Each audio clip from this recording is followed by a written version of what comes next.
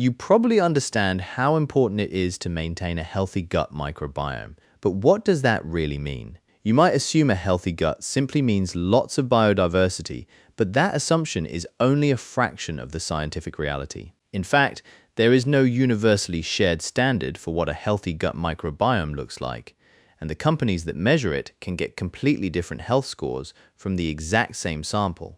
In a moment, I'll explain how your microbiome is actually measured, how the four main lab techniques differ, and why these discrepancies occur, so you can better understand how you can improve your gut health today. What exactly does a stool test capture? The gut microbiome is a vast community of microorganisms, including bacteria, archaea, fungi, and viruses. Educational explainers from companies like Zoe and Tiny Health point out that most commercial tests rely on stool samples. However, as highlighted by clinical guides from Guts UK and researcher Lucy Mailing, stool primarily captures the luminal microbiome, meaning the microbes in your gut contents. It does not fully represent the mucosal microbiome lining your intestines. Because of this fecal bias, some biology is inherently omitted. Furthermore, as discussed by Microbiome Insights, a single stool sample provides a mere snapshot in time.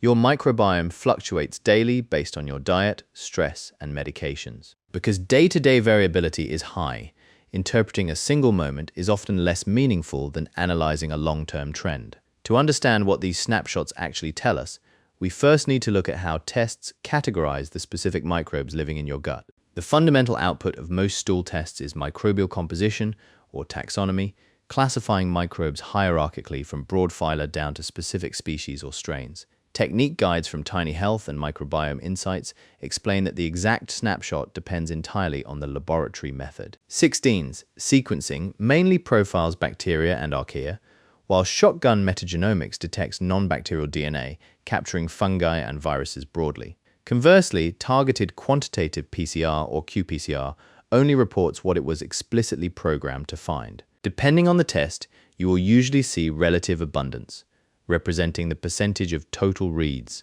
Clinical qPCR panels, like the GI map from Diagnostic Solutions, often provide absolute quantification, screening specifically for opportunistic pathogens, commensals, and specific targets like Helicobacter pylori alongside its virulence factors. Beyond identifying which specific organisms are present, these tests also measure how these populations interact as a broader ecological community. Why does diversity matter? And what does it actually measure? Diversity metrics quantify the ecological community. Alpha diversity summarizes a single sample through richness, meaning total taxa, and evenness, meaning population balance. According to technical reviews like PMC 10-12-3208, common metrics include the Shannon Index, the Simpson Index, and phylogeny-aware measures like Faith's phylogenetic diversity.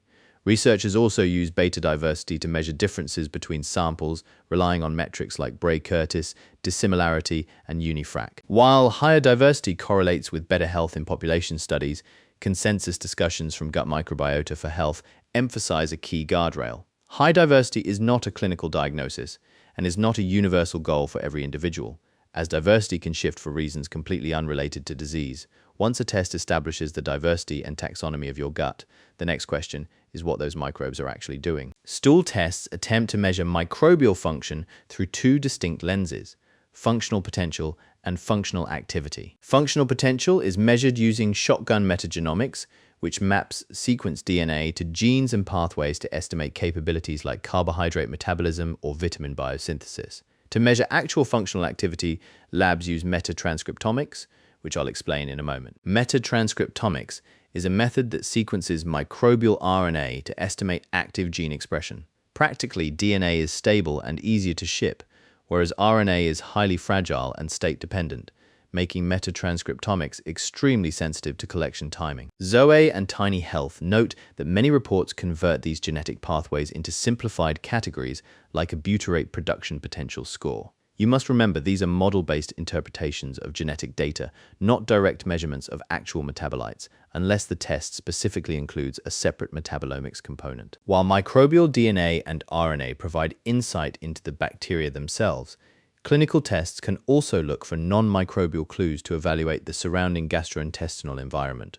You see, many clinical panels include add-on stool biomarkers measured via immunoassays or chemistry panels. According to clinical testing guides by Lucy Mailing, provider panels frequently evaluate inflammation using fecal calprotectin and mucosal immune function using secretory IgA. For digestive efficiency, testing menus from companies like Genova Diagnostics often measure pancreatic elastase to assess pancreatic output and fecal fat to signal malabsorption. Some commercial panels also measure zonulin for intestinal permeability, though clinical consensus warns against using it as a standalone diagnosis. The last thing is, these provider-ordered panels prioritize detecting treatable bacterial pathogens and parasites to drive immediate clinical decisions. The search for dangerous pathogens also extends into evaluating the specific genetic risks carried by the bacteria in your gut. These tests can also measure antibiotic resistance and virulence factors alongside specific organisms, such as Helicobacter pylori in GI map panels. The reason it's helpful to check for virulence factors is that simply having a bacterium present doesn't always mean it's causing harm.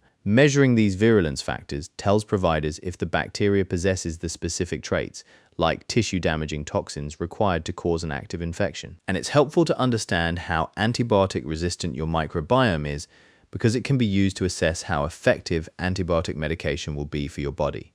Now, to make these massive datasets easier to digest, many testing companies compress this genetic information into simplified health scores. For example, researchers develop specialized measurements like microbiome age or wellness indices. These statistical models compress hundreds of microbial features into a single number, trained to separate healthy patterns from disease states. For instance, a microbiota maturity index estimates if your microbiome looks older or younger than an age-matched reference. However, if you're thinking about paying to get your microbiome health scored, if one company says your gut health is healthy and another says you need to eat more kale, do not be surprised. This unreliability between companies that measure gut microbiome health comes from a few reasons, like differences in how the stool samples are collected, maintained, and processed. Here's how. The answer lies in the end-to-end measurement pipeline. The physical process moves from stool sample collection to stabilization, extraction, library preparation, sequencing, and finally bioinformatics classification. Factors like your specific collection method, time to stabilization, and extraction chemicals can dramatically shift the observed microbial abundances. Furthermore, these companies don't share a centralized database. So the average, quote-unquote, a healthy gut microbiome for one company could look completely different for another. In fact, a National Institute of Standards and Technology, or NIST, evaluation of gut microbiome measuring services highlighted that different proprietary bioinformatics pipelines will frequently assign the exact same genetic sequence, a completely different microbial label, meaning the same genetic sequence will literally be interpreted in different ways. So now you might wonder, does that mean there is no universal healthy microbiome standard? Well, the answer is yes. There is no universal standard for what a healthy gut microbiome looks like, and I'll explain why with a few reasons. The first is because person-to-person variability is immense. Diet, age, and geography radically shift normal baselines. The second reason is that microbes possess high functional redundancy, meaning completely different species can perform the exact same beneficial tasks. Understanding that there is no perfect score changes how you should approach purchasing and utilizing a microbiome test. If you want to keep track of your microbiome, the reality is the best way is likely to regularly get it tested, because human microbiomes constantly fluctuate. Measuring your gut repeatedly is the only way to separate meaningful biological change from random background noise. Articles from Microbiome Insights explain that tracking trends allows you to accurately monitor recovery after major disruptions like antibiotics or illness. It also lets you objectively evaluate if increasing dietary fiber or adding prebiotics is actually pushing your biology in the intended direction. Most importantly, repeated testing establishes a highly personalized baseline, which is far more useful than comparing yourself to a generalized reference cohort. The critical requirement is that you must keep your testing method and provider exactly the same to ensure accurate longitudinal tracking. Because ultimately, exploring your microbiome should empower you with data, provided you understand exactly how that data is generated. While there is no universal healthy microbiome standard, and company-specific health scores frequently disagree due to massive methodological variations across the industry, the safest and most effective way to use this technology seems to be to treat the results as directional tracking data rather than definitive diagnoses. In the meantime, keep your gut healthy, and I will see you in the next video.